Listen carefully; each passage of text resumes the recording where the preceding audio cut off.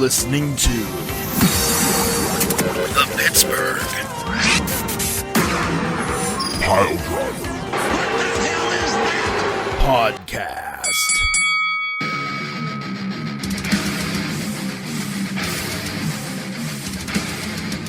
Rolling.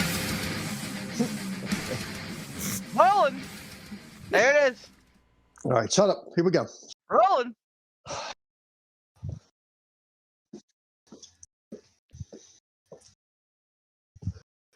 Happy Thursday or Friday or Saturday or whatever day you're listening to this recorded show, because, I mean, really, if we're being honest, God only knows whenever I'm going to post it. So it could be next Thursday when you're listening to this. I mean, I don't know.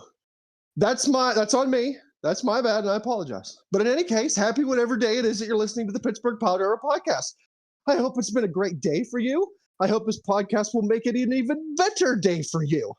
Right? It's going to be a good time. It's going to be a good time. Poop the Bard, Beef the Legend, Tiger Bomb Tom, well, let's face it, the guy who's probably going to wind up being our next Cruiserweight champ, allegedly Dave, and yours truly, Ransom Dummy Face Dum Dum Face. We're here to do talkies, and we have a lot to do talkies about. However, before we do talkies, I would be remiss if I didn't address something. The day has finally come. I didn't think it was going to happen, but the day has finally come when that bloated, hot-aired, gas-bagged blabbermouth is finally gone. Thanks to the return of our Lord and Savior, CM Punk. Unfortunately, this bloated gas bag who can't stop, won't stop, because all he does is just jabbering forever, isn't gone forever. And I would, if you don't know who I'm talking about, I'm of course talking about Ryback. For those of you who aren't aware, Ryback sent out a tweet before Survivor Series and said, if CM Punk returns, I'm quitting wrestling, I'm retiring from wrestling. Well, CM Punk returned. And then what did Ryback do? He went ahead and sent out another tweet and said, CM Punk had returned to AEW in order for me to retire. He returned to WWE, so I'm not going to retire.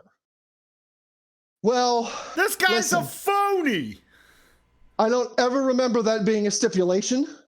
I went back and I read your tweet, Mr. Back. That was never stated. You said if CM Punk returns. You never said if CM Punk returns to AEW. Stop trying to weasel your way out. And let's not kid ourselves. We don't need you to retire from professional wrestling. Professional wrestling has retired from you. Peddle your supplements with Alex Jones on InfoWars. Go away. Sell them to the gay frogs. You're not going to come back to a wrestling ring where you're going to be widely seen by anybody. You've had your day in the sun. Goodbye, sir. Stay away. We've retired from you. You don't need to retire from wrestling. Piss off. Now, let's go ahead and get into the meat and potatoes of the show, because Survivor Series was Saturday. We have a lot to review. We have a lot to digest. We have a lot to speculate about. So, Beef, Poot, I'm going to turn the floor over to you. You steer this ship of the damned, and Vapor and I will be along for the ride. Listen, Aye, Captain. Before, and I'm going to do the standings because I fucking know what's coming. Hey Beef, can you tell me where I'm at in the standings? Everybody. Hey, Beef, where do I Not just stand? fucking. Not just fucking. Go ahead, Dave. Go ahead. Hey, Beef, where am I in the standings? Thank you. All these fucking mouths, except that's for where. Scooby. You know why Scooby doesn't want to know where he's at in the standings? Because he's the fucking anchor and he knows where he's at. Coming for you, Scoob. Anyway. He's the only reason I'm not the worst. Thanks, Scoob. Before we do that. Yeah. And we're going to do that. I want to gloat. Because I called it. I called it like 4 months ago. Yeah, Fucking it's true. CM Punk got fired from AEW, and I said he's gonna be at Survivor Series in Chicago. I called it. I called it before. Thank you, Poot. You're welcome. Copyright strike. All right, so, but yeah, I called it. Me, this guy with the face. That's why I'm the One big face. brain. Thank you. That's why I'm the brains around here, because I know things. Anyway, okay, so standings. Yeah. We got Dave on top for now Yeah. with 162. Oh dear. And if I'm being completely rational, reasonable, and honest with myself, he's probably gonna win. But there's some hope. Because we have two more events left. Pat's right behind him, so there is some hope. No, he's not. He's close. Pat is at 152. And then is me at 148, and then stupid Amber at 148 too. Is she looking over your shoulder when you're making your picks? I cannot tell you what's happened the last like 2 quarters. I think she got tired of me calling her out for always making the dumbest choices in the world and putting these giant points on them, or she's gotten lucky. Either way, I don't expect it to. I think that it's going to end. I think at World's End, I think that she puts a big stupid amount of points on a big dumb pick that she blows. Anyway, Tom is right behind us at 142. Ransom is in the conversation at 135. It's going to take a little bit of a miracle, but hey, this is the season of miracles, my man. Good point. Poot is at 122. And Scooby's at 97. Oh. You know, yeah. You don't have to talk about it. Yeah, it was just a really, really bad full gear. First time for jitters. Scoob. That's all it is. Just first time jitters.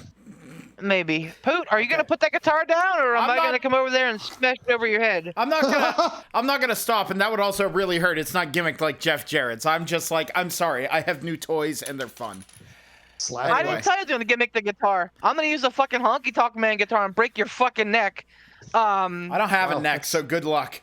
Oh. Anyway, Snowman. those are the standings. I would Turtle Man. like to thank Scoob for being around so that I'm not the fucking worst. I cannot wait for Q1. It can't come fast enough. I need a hard reset. Why? You're gonna do the same shit. Oh, we're gonna try something. We're gonna try something stupid here. Watch this. then every time that I make one that's actually good, you go, Poot, maybe you shouldn't. Maybe you shouldn't. Maybe you shouldn't, because that'll put you ahead, and I don't want that. Fuck you. Poot, I have been fucking working your gimmick for the last 2 decades, man. I know, Love and you, that's buddy. why he's in charge of all this shit, and he just works his magic. And in true fashion, eventually, it all falls apart. I don't fucking know. true. Doesn't matter how much magic it's he true. works, he's still behind me. Oh. No, you're 100% correct. He is 100% correct. And again, I know I live in a world of fantasy where I'm still the choose weight champion, but in all reality, at this point, it's damn near a rout. Again, I'm not gonna say never. It's only 12 points, so like I'm not gonna say it's not gonna happen, but it feels pretty fucking unlikely unless you really blow World's End picks, or unless Tony Khan I'm very works all. worried about World's End and what he might completely just do, and how much shit he has up his nose that day. Oh. And who knows, like, with this fucking ongoing MJF situation, like, you know, there's still the whole bidding war of 2024. They're still treating that like, kayfabe. So, like, we're still expected to believe that Max might actually leave. Do you know how much money?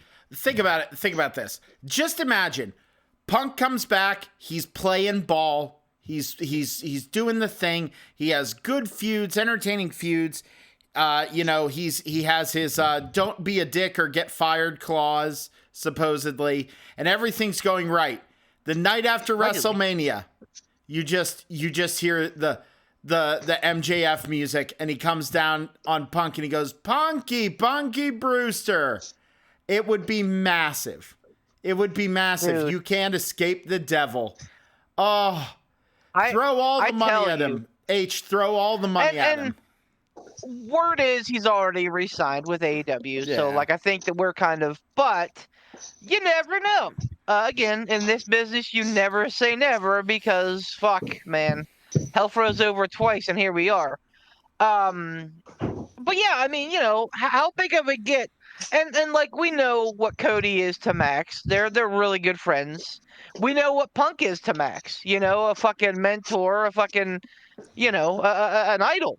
Not only so let's go beyond this Punk ripple. Let's jump in feet first.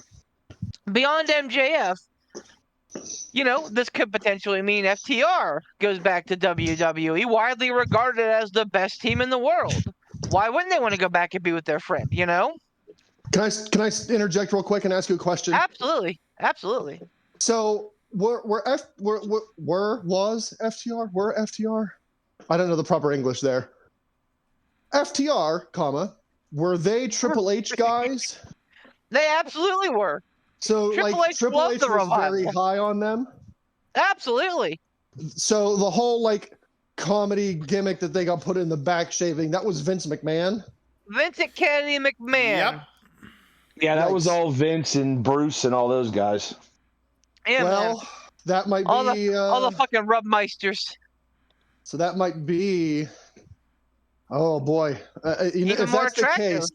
If that's the case, it wouldn't shock me to see FTR back, because if Triple H liked them and saw clearly what they are and, isn't going to abuse them like Vince did, if he's going to have them back and make them a big deal, it really wouldn't surprise me if they jump ship back. Anyway, continue. I'm not trying to be, the fucking harbinger here. I'm not trying to, be Homer Simpson with the signboard saying the end is near, all is lost for AEW. But here are some facts. AEW's biggest star, I think a lot of people would argue, was CM Punk. They treated him like the biggest star. He acted like the biggest star, and I think for a lot of people, they'll admit. I think even Meltzer or Sapp said that he was their biggest star to come through the doors. And for them to handle him as badly as they did and lose him back to the competition, not great. But here's another fact for you: AEW mismanages talent like crazy. Yup. Fucking Keith Lee. Fucking Miro. Two prime examples of guys that they're like, we don't know what we're going to do with you, so we're just going to put you in matches and hope that something sticks at some point. I wonder, because now we're starting to get to the other side of a lot of those contracts that AEW signed. I wonder if Punk's return isn't like a harbinger in and of itself. To say, and I mean, Jade Cargill, Cody Rhodes, two other great examples of people who, basically started with AEW, became big in AEW, and now they're back. Or in Jade's case, debuting for the first time. People that were like, okay, yep, that was that. Now I'm back. And Cody came back with a giant fucking chagrin smile on his face. Punk's back with a big chagrin smile on his face, acting like they were in the worst situation in the world, and now it's so much better. I'm not fucking pulling the alarm. I just am starting to think that maybe, just maybe, Tony Khan running the whole fucking kit and caboodle by himself, or having a team of active wrestlers be active bookers may not be the best decision for a company. Well, and that was one of their strengths, though, man. Whenever they started, and we were like, man, they're giving creative control to the wrestlers. Like, they're giving creative control to the wrestlers. They're giving more control to the wrestlers. I think like early on we kind of talked about how that may or may not be a bad idea. And well, what's the old saying? Let the inmates run the asylum. Well, it's a terrible idea. I'm a huge AEW go, Mark. You guys know that. You guys know that I'll fucking put up money for every single fucking pay-per-view that AEW does because they're great. In ring storytelling, they cannot be beat. They have the best matches month over month at pay-per-views, fucking week over week at shows, and yet they're still losing eyes. They're still losing marquee people. Yeah, at some point. Yeah, go ahead, Dave. I was just gonna say the three that have already jumped ship. All right, let's start off with Cody. Cody, he came over, he started AEW, but his main concern when he left WWE the original time was, I'm going to prove myself so I can come back. So he always had a foot back in that door no matter what. Jade Cargill, she moved over for the money. Like, as soon as she jumped over to WWE, they realized how green she was, and she has been off TV ever since. They showed her, and that's it. I wouldn't be surprised if we don't see her till the Rumble, and she might even be in there for a 30-second spot just to do a couple of power moves and be back down to training again. And Punk, he just went back. Honestly, I think just to show Tony Khan, hey, look what I can do. Look what you screwed up. It was completely out of spite. I don't know if spite is the right word for it. I think is. For Punk, it's absolutely spite. It's absolutely fucking spite for Tony Khan. It's all spite. I think he and just money. goes, well, no, he and that was his promo. That's what I said. I'm not here to make friends. I'm here to make money. I think it's just money. If they would have thrown not the money he wanted at them, I don't think he'd have gone back. I don't. I really don't. I don't know about that. I don't know about. I mean, dude. Like, do you realize how big of egg is on Tony Khan's face right now? Like, he literally had the guy, and again, like, I'm gonna gloat again. Punk's return, the biggest social media touch in WWE history. The Raw, the biggest ratings this year. Minus the after Mania Raw. Like, he's getting eyes, which is what he does. Like, Tony Khan had that power and failed to harness it correctly, accurately. And yes, Punk, it being injury prone did not help his situation there. I'll be the first to admit that. But, like, real talk, Tony Khan screwed Tony Khan. Like, he made his bed, and now here's what's really interesting to me. Reportedly, Brian Danielson was on this committee that did the investigation and ultimately decided to let CM Punk go. Right? He was the talent representative. Yeah, I've heard he was like the head of the committee, and him and Punk go way back. They are friends, and he put something on X to the I'm gonna butcher the quote, but it's something about what's right is not always going to be the most lucrative thing, but sometimes you still need to do it. And it's interesting that he referenced money, and so did CM Punk. I think that there was no accident there. But, like, I get it. I get it. Take a stand. Tony Khan, I fear for my life.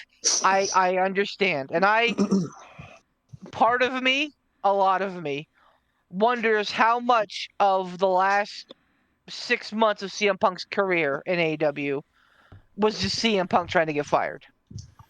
Yeah, like how much really was the grand plan? Absolutely. 100%. It'll probably never come out. Maybe it will, maybe it won't. I don't know. But I will stand on this hill and say I would not be at all surprised if during this last injury of his, he kind of saw the writing on the wall with AEW. Like, okay, Young Bucks are EVPs. They're, hotheads. They're trigger happy. It's kind of the Wild West here, and not in a good way. Like, I'm almost wondering if he saw the writing on the wall and thought, okay, not good.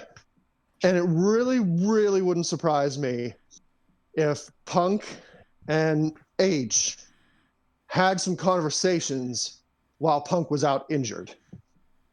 And, in a very not politically correct, a very politician-like way, Triple H said to him, whenever you're done, I think we can do business together. So that not whenever your contract expires, whenever you're done. Thinly veiled subversion. He's not going to come out on a live phone call, because who knows? Triple H ain't no dummy. Punk could have it on speakerphone. He's a bullshit artist. He is, but he's smart. He's a politician. He's a politician, because if he's going to try to tell CM Punk, hey, come back over here, he's not going to say, you know what, maybe you should do this. And if you get fired, we got you. We're good. He's going to say, when you're done there, not when your contract is up, when you're done, let's do business. So it wouldn't surprise me if they had that conversation and Punk came back and thought, shoot, well, I'm here now and I've got a contract and they're not going to let me out of it. And he just happened to see Jungle Boy. And I want to say that there's two options here. He saw Jungle Boy say that and thought, bingo, there's my window. This is how I can do it. He purposefully had that fight with him, because I'm willing to bet that Tony said to Punk, look, one more altercation like this and we're going to have to do something. So it wouldn't surprise me if Punk saw that, Jungle Boy said that to the TV or to the monitor or the camera or whatever, and went, oh, there it is. There's checkmate for me. That's option one. Option two, I would not at all, again, be shocked if before that match, Punk said to Jungle Boy, hey, you know what? Say something about glass. Like, drop him on the hood of the car or the windshield or something. Say something about glass. Just say it to the camera. It'll get you heat. And then when he says it, Punk gets all mad and wound up. And boom, he starts a fight, knowing full well Tony Khan will fire him for this. And CM Punk even goes above it. Yeah, Punk goes above and beyond, too, and turns towards Tony Khan and makes like he's going to go for him. Really to hammer it home. Like, he probably didn't have any intention on actually touching Tony Khan. But just to cement that in there, giving that little turn towards him and making that little movement, like he might go after Tony, just so he can cement in the fact that he's going to get fired. Because what are the odds? What are the odds that Punk gets fired and then comes back as Survivor Series? Like, really? Pretty thin, right? Survivor Series in Chicago, of all places. What are the odds? Right. They knew Survivor Series was in Chicago well in advance. So I'm willing to bet there was an advance. There's Triple H, again, can say what he wants, but there's not a phone call 2 weeks before Survivor Series where him and Punk are hashing out a contract. No. This happened months and months and months in advance, probably before Punk got fired, probably before he even came back from his injury. I will bet everything that this was planned out a long way in advance. Punk found the right opportunity and got himself out. Ransom, are you saying that the frogs were gay from the start? Truth is, the game was rigged from the start. Do you remember Oh, go ahead. Go ahead, Dave. Go ahead, Dave. I was just gonna say I would not be surprised if he had made a decision to leave after the first brawl out.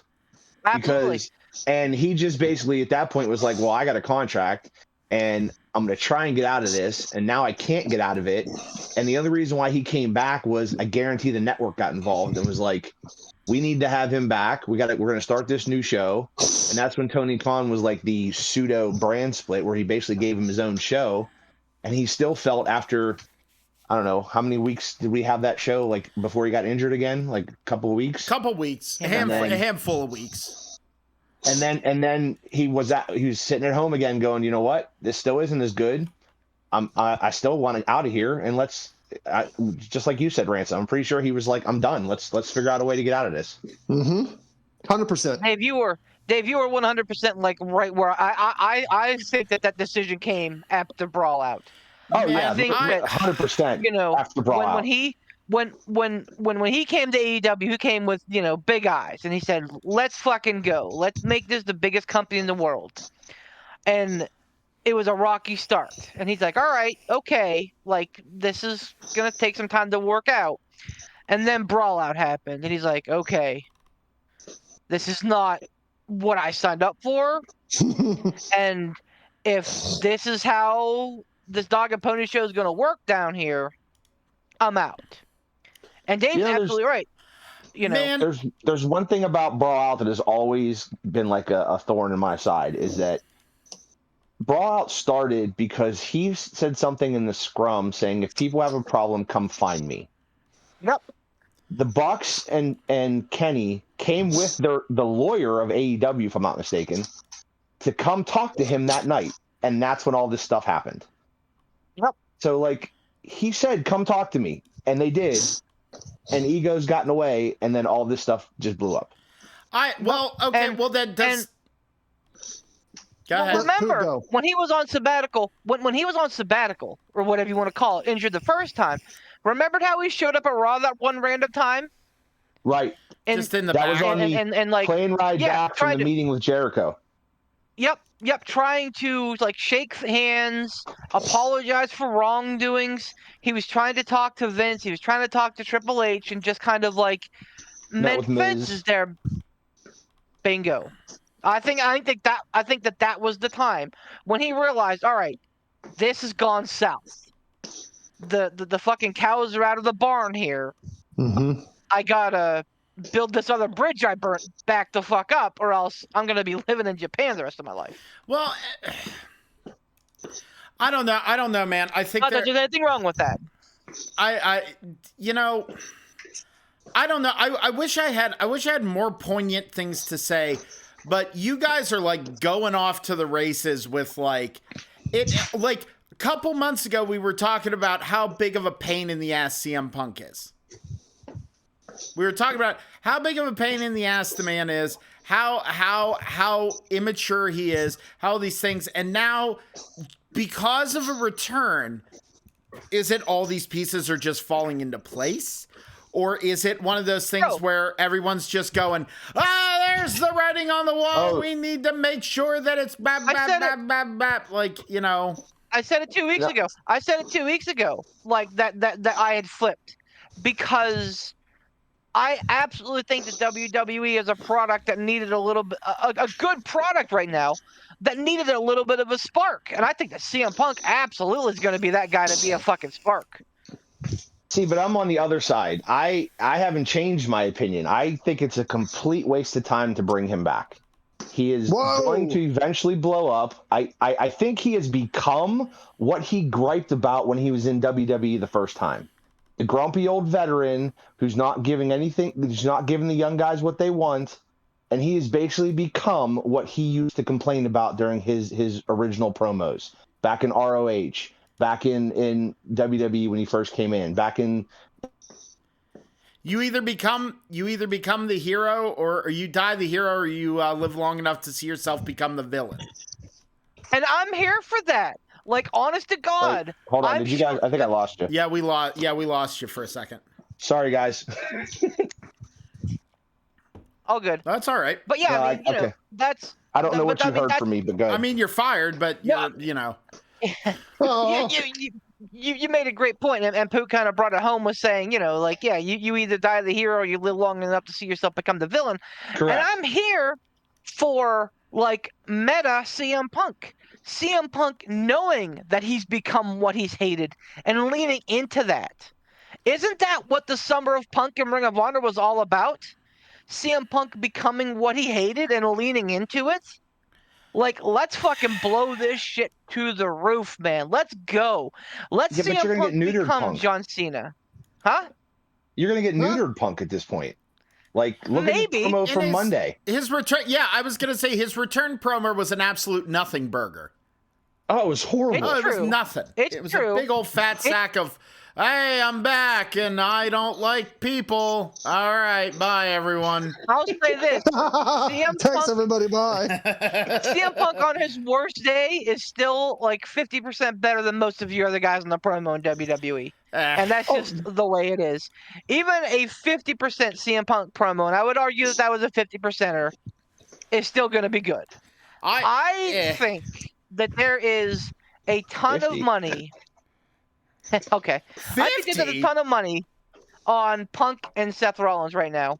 I think that they're angling that to be the main event of WrestleMania Night 1. And if it's not, I'm that's here a for it. crime. That's a crime if it's not. I agree. And I think that the promos will be great. And I think that CM Punk has to play the role of Brock Lesnar here. Has to. Brock Lesnar. He cannot wrestle every show. No. That's why you brought Randy Orton back. To be that guy, to be the veteran, to come back and wrestle every show. You have to treat CM Punk like what he is, and that is a shooting star. Because A, you don't know how long he's going to last. Dave brings up a perfectly valid point that we've all talked about. Who knows how long that this happy Punk is going to last? And B, we know Punk's injury history the last 2 or 3 years. It's not great. So, you got to be very careful with this situation. I think if we don't get Rollins Punk at Mania, they could just source Brock Lesnar and have the head of the table work double overtime, and they could have them in a 3-way match and have it be a Paul Heyman on a pole match. I saw that meme on Facebook. I love it. I just saw it, and I'm like, that's fucking great. Here's my thought on the whole CM Punk and WWE thing. Again, we've talked about it many times. AEW is the Wild West. There's not a lot of structure. There's not a lot of corporate people making sure things flow smoothly. And that is, I think, one of the major downfalls of AEW at this point.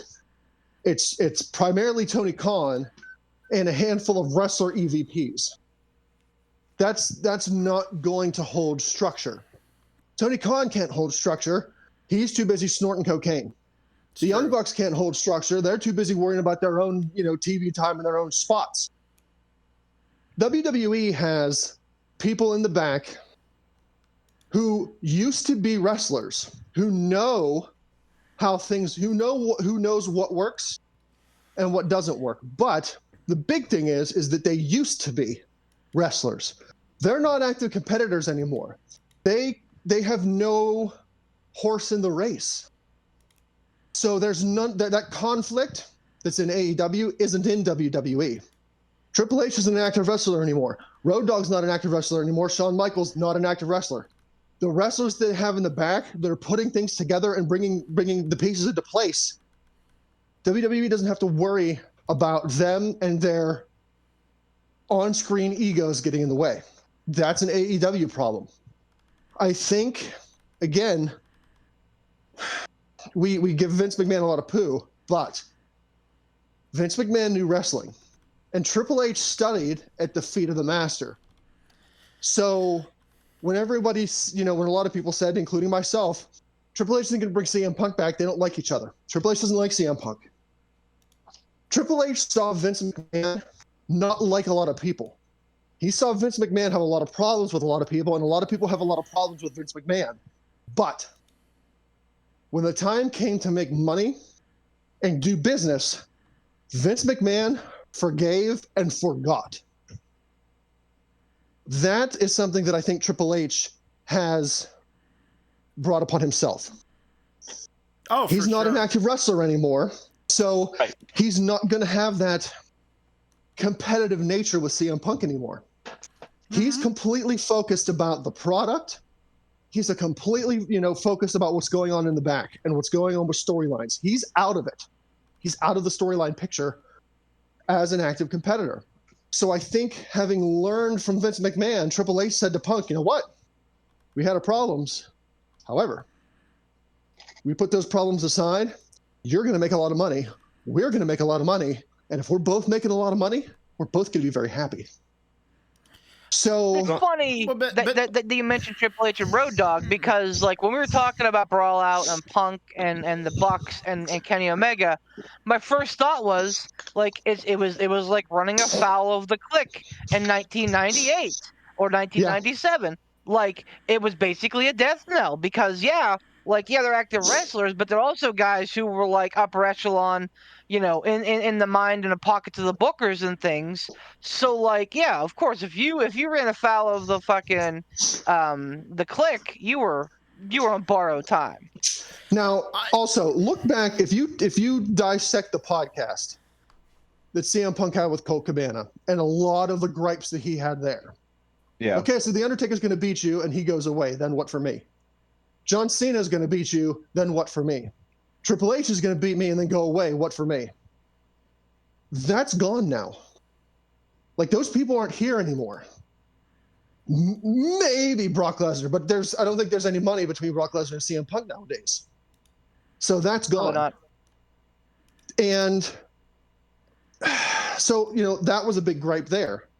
I think a lot of the animosity that stemmed between Triple H and CM Punk stemmed because Triple H was split between backstage and active competitor. Again, that's gone. I think, and I hope that I'm right, for the sake of entertainment's sake. And it's going to sound like I'm going back on what I said previously, and I kind of am. I think now, 2023, going into 2024, CM Punk in WWE is going to be a completely different beast than CM Punk in AEW and CM Punk's last stretch in WWE. Because I don't think a lot of the gripes are there anymore. A lot of the problems and a lot of the conflicts, if not all, I think are gone. WWE has the structure that someone like CM Punk needs. They're not the Wild West. They have corporate structure. They have rules and regulations. They have codes of conduct. I'm willing to hedge a bet at this point, and I know Beef references CM Punk as a shooting star. Burns bright, but burns fast. Honestly, I think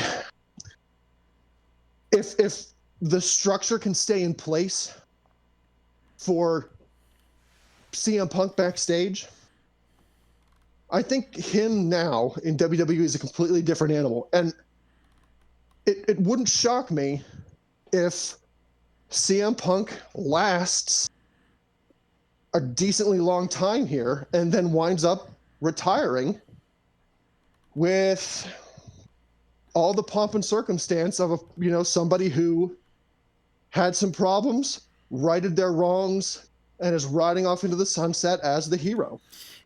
He's got to keep his nose clean, though, man. And I know, like, in the clause, I know there's, like you said, I agree. Rambunctious, fussy children do better with structure.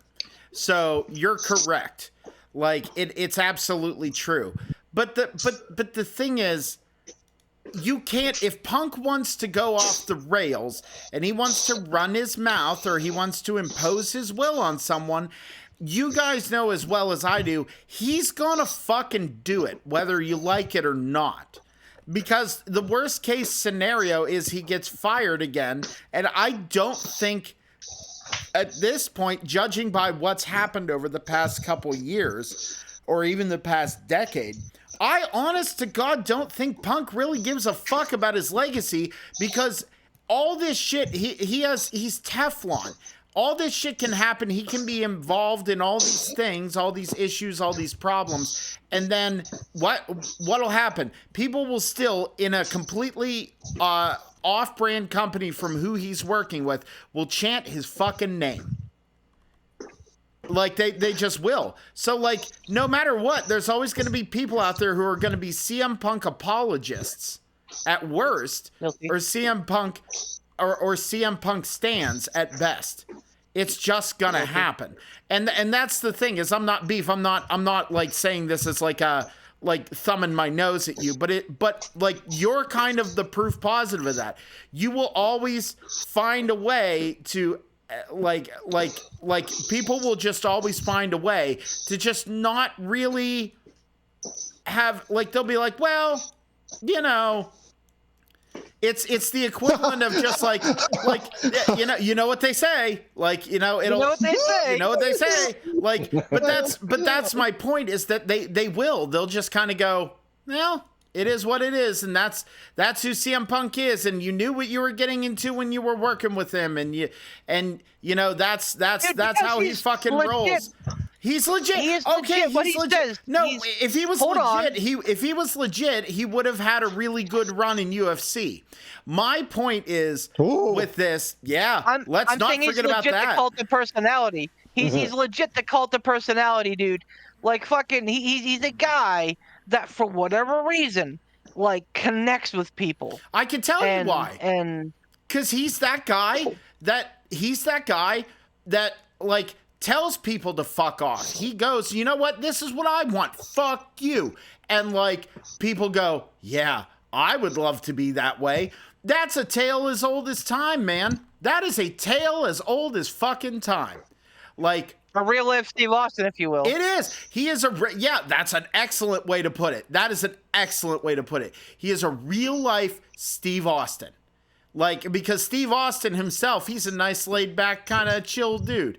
He's a guy you want to have a beer with, huh? But like, that's my point, is that he's cool. I'm not saying CM Punk isn't cool. I'm saying that, like, that's the problem with a person or a character like that, is that you have to know what you're getting into, and people will just be like, well, if you didn't want to deal with him, then why did you fucking sign him? Because you like making money and you want to give people what they want. Oh, well, like, it's a never-ending cycle. It's the Ouroboros. It's a snake eating its own fucking tail. The argument of for or against CM Punk. You can't have one without the other. That's assuming that all of the, you know, air quote here, problems that we've been referencing for the past however many months were legit problems. I think Brawl Out was a legit problem. But after I think we've talked about that, and I don't feel that that's 100% Phil Brooks. No. I think that's at a combo. worst, it's 60-40 Phil Brooks. No. I don't know, man. He did like 70-30. 70-30. I'd call it even 50-50 on that one. I'll go 70-30 at worst. Because Hangman said some shit too that was unchecked. He so did. like, and you're right. It's not just Punk. It's usually, but the thing is, if you said, you know, CM Punk is what do you say, a shooting star, or like that he has that spark to ignite WWE. The thing is, if you take a shooting star or a spark and you put it around a shit fuck ton of gunpowder, what's gonna happen? Like, kaboom, you know? That's the other issue right now is not even Punk. I'm sure Punk's going to be on his best behavior for at least until WrestleMania. But you got to think of all the other guys that he probably just pissed off. I mean, up until Punk showed up, Rollins' opponent for WrestleMania was rumored to be Gunther. Now he's getting kicked to the wayside. And then you have Randy Orton, who returned at Survivor Series and was completely overshadowed by Punk like 10 minutes later. I don't know if you guys saw his reaction in the ring. He wasn't happy, but it's still, he was. They're buddies. He was fucking waving, having a good time. Like, you know, he sat down in the chair and like Punk waved to him, he waved to Punk. That's a non-starter with the Orton thing. Okay, But but I mean, you Beef- have other guys like that who are just going to get pushed to the wayside. I mean, But look, Beef Gunther- said in our chat too. Hold on. Beef said in our chat, whenever I sent that clip of Rollins freaking out, and Beef said that's a work. 100% of work. absolutely. And I agree with Beef. I don't think WWE is going to bring back CM Punk and upend the ship. Like I don't think that's going to happen. I think if there was a top star or a couple top stars or even a top star and a couple soon to be top stars that had a problem, a severe, unable to get over problem with CM Punk, I don't know that they bring him back. Because, while, Beef is right, he's a moneymaker and he gets eyes. I don't think WWE is going to upset the apple cart for one guy. I think if there were legit problems that people had, talent in the back, not like mid-card nobodies, but big top stars or guys like Gunther, who is going to be a very big top star. I think if they had legit problems, WWE doesn't bring him back because they know what that can do. They know what that can do to an environment that they have. And I think they finally have an environment where people are happy. People want to be there. Cody wants to go back. Jade wants to go over. Like, they finally have an environment where people are like, oh my God, Triple H is leading us now. Finally, this is going to be a great place. They're not going to Starks had a spoil great that. Instagram post too with CM Punk's return. So I wonder if Ricky Starks doesn't have and I mean, if you remember when Ricky Starks went to AEW, he was a big get. He was a guy Huge that get. reportedly NXT had their eyes on, and he chose AEW over them. And I think that the Ricky Starks would be just fucking enormous. Well, this I is don't going to think they're affect a gonna lot of bring- contracts. Yeah, they're The not. guys, Well, yeah, the guys who are up for that. sure. Sorry. What the hell? I was going to say something when Poot was talking. I completely forgot what it was. Fuck. All right, go ahead. I have that effect. I think I was I'll go one step further here, and I agree. Like, I don't want to see Gunther supplanted by CM Punk, but I think it's thank you. But I think it's gonna happen. But let me say this: yes, Gunther would actually absolutely get a huge rub by beating Seth Rollins at WrestleMania for the world title. Would he get a bigger rub by beating CM Punk for the world title at SummerSlam? I think potentially. I mean, because you're going to have guys like Poot said. Punk is that guy, man. Punk is him. Whether you want to fucking address that elephant in the room or not, he's a guy that I think a lot of people are going to hold in the highest of regards when all is said and done. Because I think he is going to keep his nose clean. I think he does care about his legacy. And I think that that's why we are where we are. So I think that CM Punk losing the world title at SummerSlam to Gunther has a bigger effect than Gunther winning the world title at WrestleMania, which probably would not have happened anyway, given that it would have been probably a night one main event. I don't know that they would have sent the fans home unhappy, quote unquote, by having Gunther win. So I think that this makes a little bit. Plus, the other side of it is Punk right now is on a neat little ride where he doesn't necessarily have to be the face. Like, he can be kind of like he can be one of my favorite comic book characters, Venom. He can be the fucking anti-hero. He can be the guy that's like, hey, you can hate me, but I'm doing this for you. Like, and people may grow to resent that, and then you could have that groundswell with Gunther that you used once he beat CM Punk for the world title to then pivot him into facedom. Again, I'm riffing here, obviously, but I think, and let's not forget, whenever CM Punk was injured in WWE, he did commentary, and we're like, oh shit, like, look how fucking good CM Punk is on commentary. Like, if you get a happy Punk, there's something else he could do. And we've talked about it ad nauseum, how fucking smart Phil Brooks is, the man, in terms of wrestling knowledge. If you keep that guy fat and happy and paid, he could be an amazing booker for your organization. I would love. Now, again, I would love to see what they're paying Punk. a lot. I guarantee you. I guarantee you, it's a Lesnar style contract, where he will not work a lot of dates, like physically. He'll probably do a lot of like talking more than Lesnar. He'll show up, but I don't think he's going to do a lot of wrestling. And again, I'm here for that, and I'm fine with that because I think that that's what needs to happen to make this return special and to make it work. Well, he'll at least wrestle more than Roman Reigns, so. That too, absolutely. Like at least once he beats Seth Rollins for the title, we'll have a champion we can finally be proud of as a fighting champion. LOL, Roman sucks. Yeah, man. Like I still stand by my flip flop a couple weeks ago where I said that I think that this is a big deal for whoever gets him, and I stand by that. But I'd be remiss if I didn't mention that AEW got a pretty big fucking contract too, and Will Ospreay. Yeah. Oh, So yeah. Again, I'm not out here saying, oh, AEW is done for. I think that we are in phase 2 of this whole thing, where I think we'll see some more flip-flops.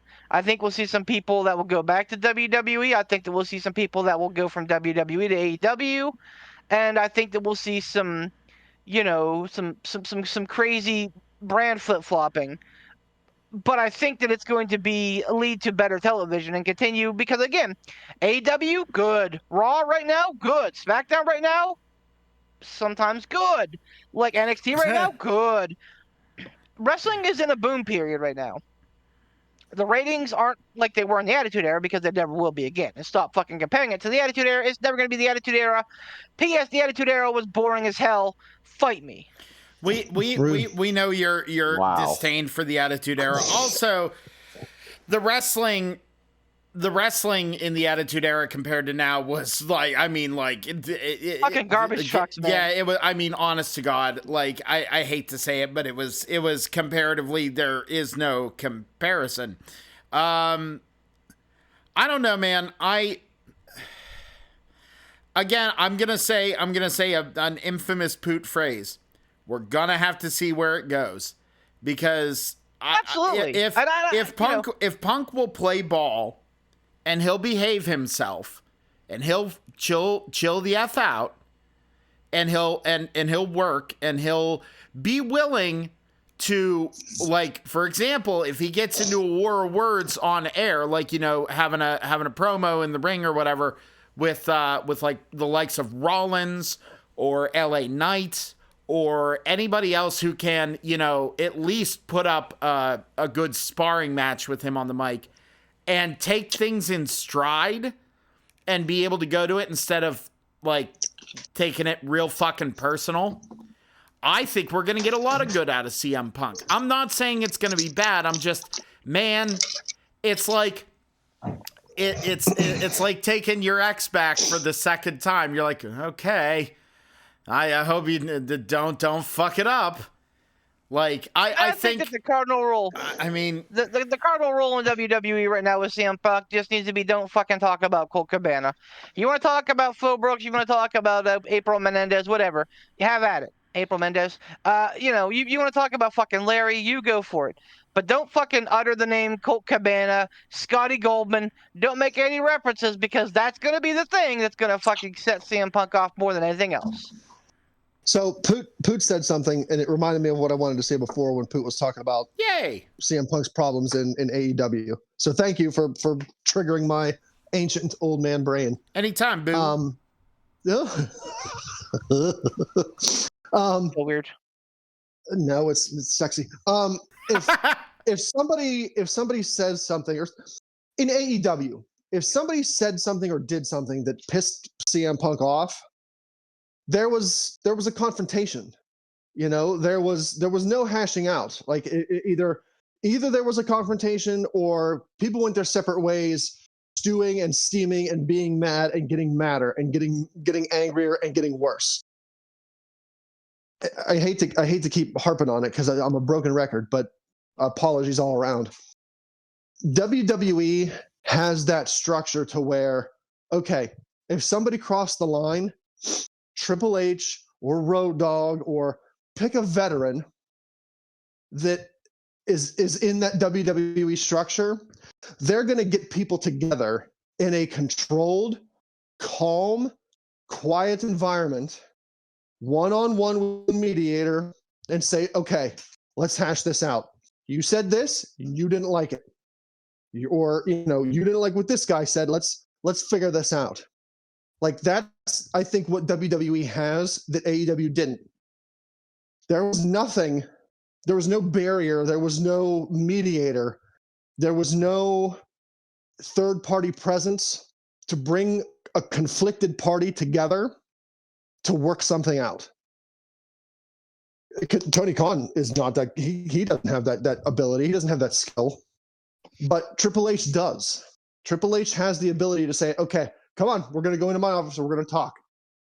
And he's going to talk to CM Punk, and then he's going to talk to whoever, tick CM Punk off, and they're all three of them are going to come together, sit down, and hash it out. And I think that's probably where you're going to see a lower, not a zero chance, but a lower chance for a self-destruct in WWE. Because he's not, Triple H, the leader, is not going to let two parties stew about a wrong or a perceived wrong until it blows up and becomes a real big problem. He's going to head that off immediately so that it doesn't escalate and it doesn't become a problem. So honestly, I think the odds of having an environment to where CM Punk can self-destruct are greatly diminished in WWE because of the leadership that they have in place. I think 2024 is going to be the year to watch across both companies. Yeah. Mm-hmm. Whether it's the Punk issue with WWE or it's Tony Khan with his creative, I think we're going to look back in 10 years and say 2024 is the year in wrestling. Either this boom's going to continue or it's going to fall apart. Interesting. Okay. I like that. I kind of putting that out there. Salient and point. again, Dave. like we're it's sounding like we're coming off hard on AEW. And I don't want that because I love AEW. I do. With every core of my being, I love what they're doing. All of their wrestlers are entertaining to me, and they're a blast to watch. I've never regret paying any money for AEW pay-per-view. It's always been fucking well worth my money. It's just, yeah, like Dave said, man. I think that Tony Khan's kind of sitting on a house of cards right now, and he's just got to figure it out. All wrestling organizations kind of go through it, man. And that's what you got to do. You got to figure your shit out. Maybe he will, and maybe they'll have a lasting impression, like WCW or even WWE someday. Maybe there'll be a flash in the pan, like any number of organizations, ECW, MLW, although they're still kicking, I guess. But like those kind of organizations, Lucha Underground, that are like spoken about in like revered tones, but like nothing ever came of it. I'll tell you this. So QT Marshall brought up a great point on his way out the door of AEW, which was news recently that he's gone. That AEW's kind of moved away from the sports entertainment industry and become more of like a sport industry. And he even said that they've become more like New Japan. Almost in a bad way. He was the connotation was that it was almost in a bad way. I don't think that's necessarily a problem.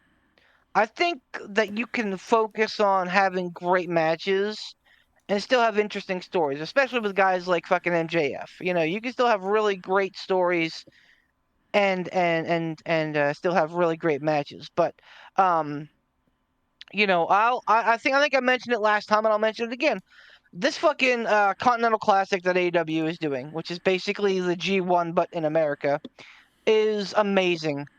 The round robin tournament where it's just fucking wrestling. Like, just go out there and wrestle, and everybody gets to wrestle everybody else. perfect. It's already given us some great matchups, some great first time matchups that we had never seen before.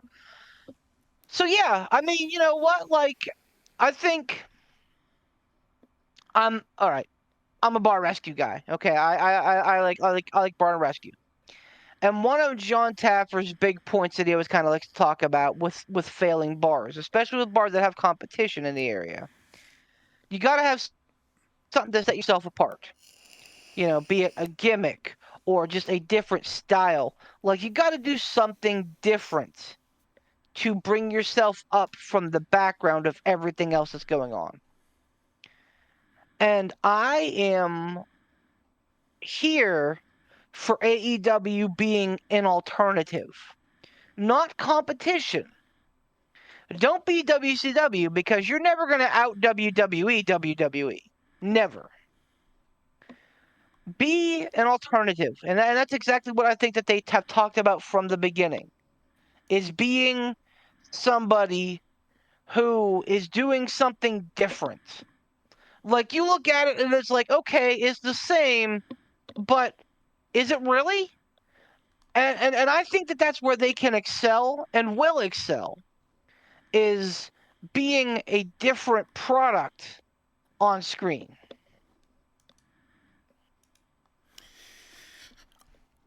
Just like leaning into the fact that they are unique. It is that Wild West. Like leaning into that. Right. Like, have your, fucking banger after banger after banger. Have these, like, death matches that are crazy violent and that people are like, oh my God, I can't believe that they did this. Have these, fucking incredible wrestling matches. And I mean, again, that's what they're gearing up for. Like, you don't sign Will Ospreay, who I think has had the best year of any professional wrestler in the history of probably ever this year, with some of the matches that he's put out there. Like, you don't sign Will Ospreay if you aren't trying to be, try to bring the smoke and be like the best wrestling organization on the planet.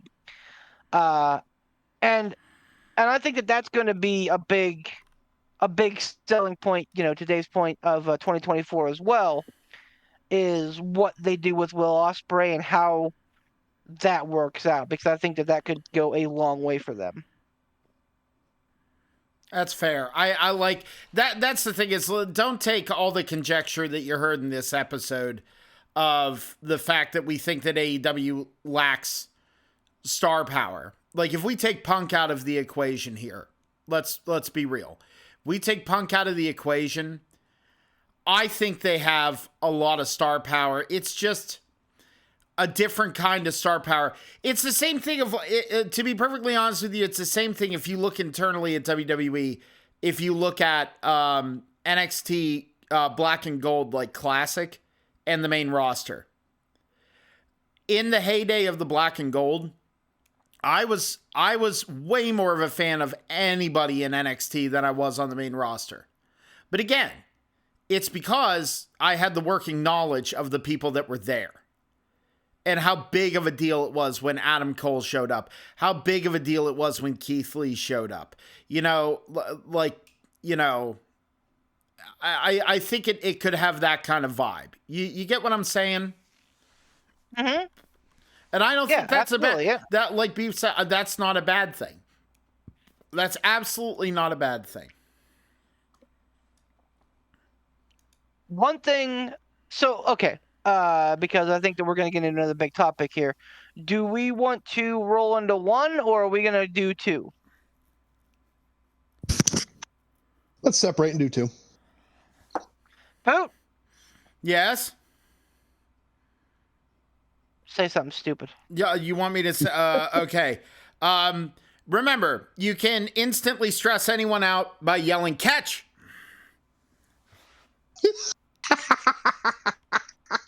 That title's mine.